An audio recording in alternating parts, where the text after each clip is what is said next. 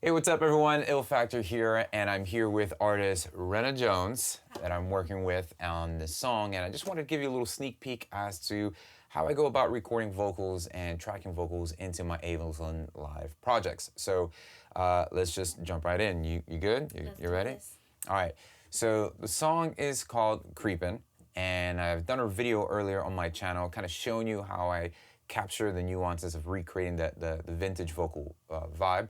But I wanted to just give you a sneak peek into the tracking process and show you how I record vocals. So what we got here is the session without any vocals being recorded. So what I normally do is I create a vocal template here, and I got vocal template 2. And what's inside this vocal template is my lead vocal bus, background vocal bus, and harmony vocal bus. Everything I would need to track vocals and hit the ground running. So I'll just click, drag that right into my project.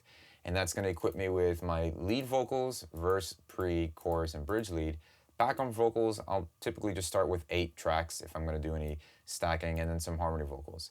And these are already routed with the input for my 1176 compressor, which the vocals are running through. And they just start off with having a gate on each of the bus. So what I'm going to do is kind of give you a little bit of the process. So before I start recording vocals, I start, you doing good over there? Yeah. All right. It's so good. Just hold on, just breathe. So before I actually start tracking vocals, I key map my global record button here, just by holding Command K. And I key map that to my number pad 3. It's just an old Pro Tools habit of mine when I used to work in Pro Tools and track vocals there. So I can just simply hit the 3 on my number pad, and that begins the recording process. So we're gonna start with the verses. Cool?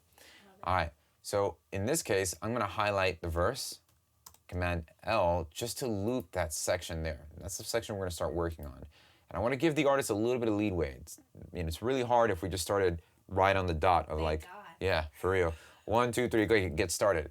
So I'm gonna give her about a 2-bar count, and then she comes in. But what we're gonna do is I'm gonna let Ableton Live punch automatically, which means it's gonna start recording at the beginning of that loop bracket here.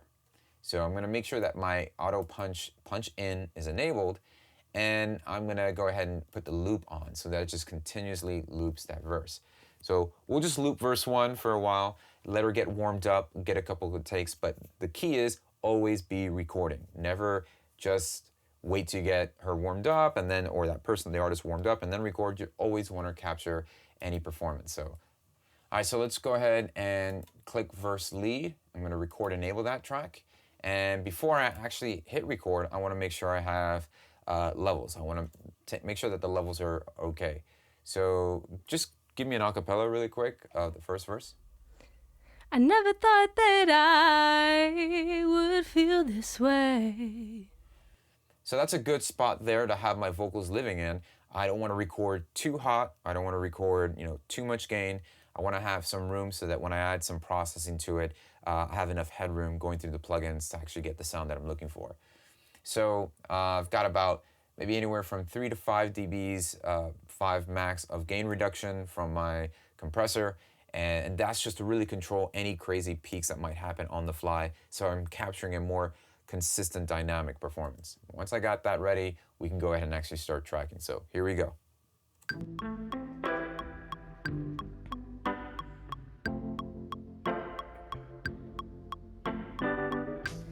I never thought that I would be in this place. I never thought that I would feel this way.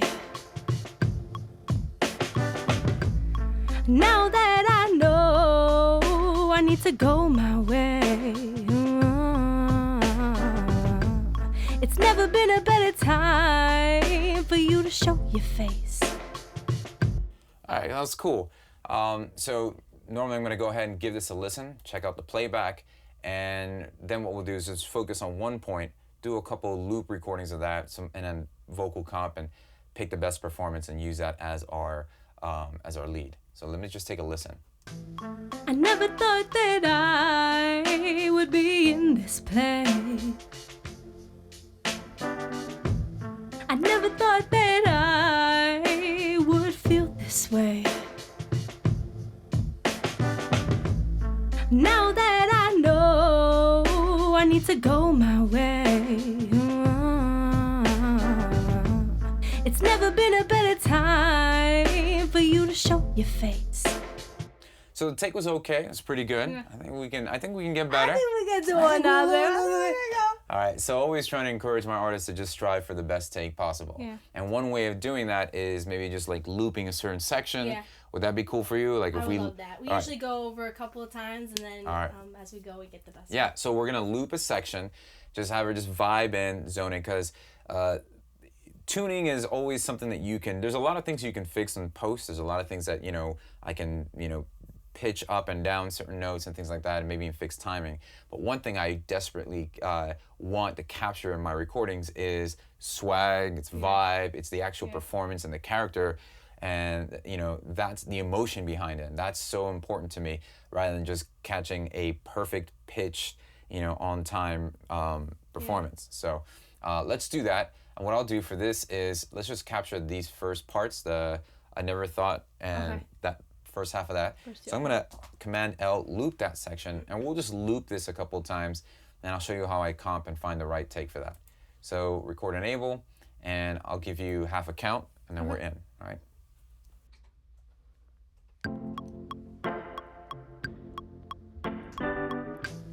I never thought that I would be in this place. I never thought that I would feel this way. I never thought that I would be in this place. I never thought that I would feel this way. I never thought that I would be in this place. I never thought that I would feel this way. I never thought that I... That's cool. So I'll stop it there, and what I'm going to do is kind of revisit some of the takes. So right now we were just in the middle of recording a new take, so I'll just stretch this one back, double click that. As you can see here, all the takes are visible down below. And since we recorded in a 4-bar loop bracket, just by clicking the bracket here and enabling the loop, that's gonna allow me to just focus on that. And I can just use my arrow keys to go up and down to switch the different takes. So take 1 is here, take 2 is there, and take 3 is there. So I'm gonna dance between those 3 takes, find the ones that I like, or even combine certain parts of one take and comp them over to the other take. So I developed this method in tracking vocals, and once I got used to this workflow, I just kind of stayed here, and it was just a lot easier for me to just get the job done. So let's listen to our first take. I never thought that I would be in this place. I never thought that I would feel this way. So let's take a listen to take 2. I never thought that I would be in this place. I never thought that I would feel this way. And I like that the beginning of take 1 or take 2. I never thought that. So it's really that vibe is cool. Let's check out take 3. I never thought that I would be in this place. I never thought that I would feel this way. And I kind of like the ending of take 3. Yeah. So this is how I'll combine it. I'll go back to take 2. And It's fancy. it is. I'm gonna cut take 2 there and go to this region here, and you can see how it's just highlighting take 2, the back of take 2, and just put your arrow key there, and now we've combined the second half of take 3 along with the first half of take 2. And so now that's the performance. And if I wanted to get a little even deeper, if I wanted to say, be in this place. if I wanted to replace place, just highlight that section, Command E, and then just go ahead by double clicking that region. You can see how it's just highlighting this portion, that portion of the take. And I can go and move up the key, use my arrow keys to find another place from another take. So let's say for take 1.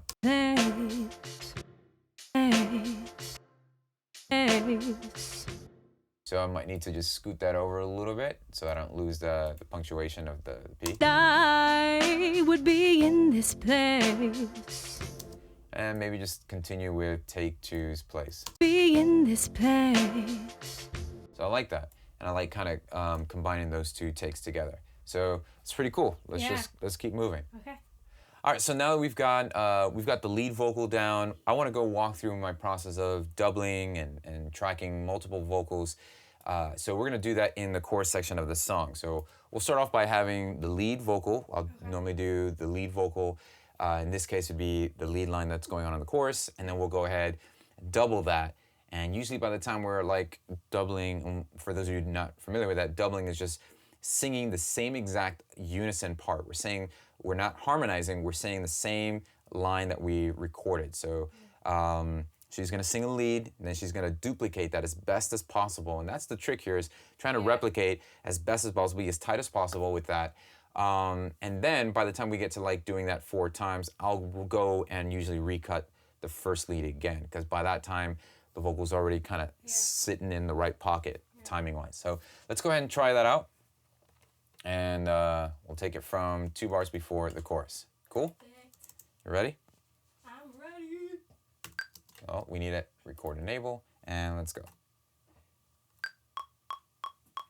Garden, I need to let you know that you're not the one for me.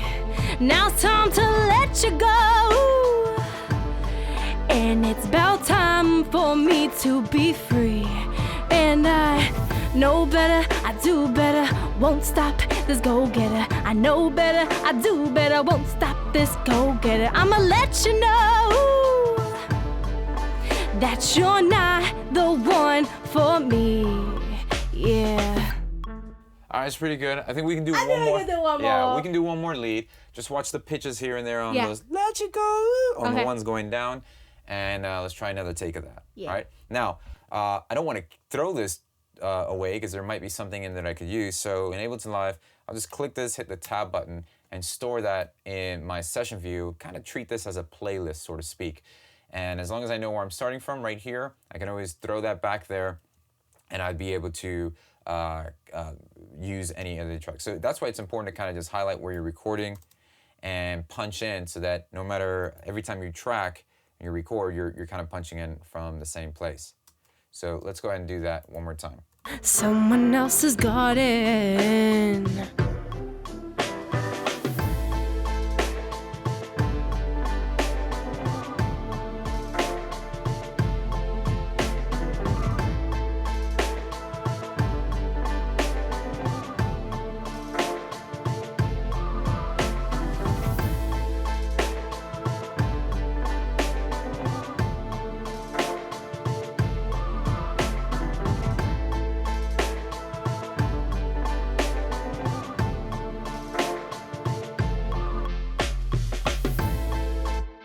Cool. So even though Ableton started recording here, there was a little pickup that I wanted to capture, and so it does track that as well. So it does keep some of that behind.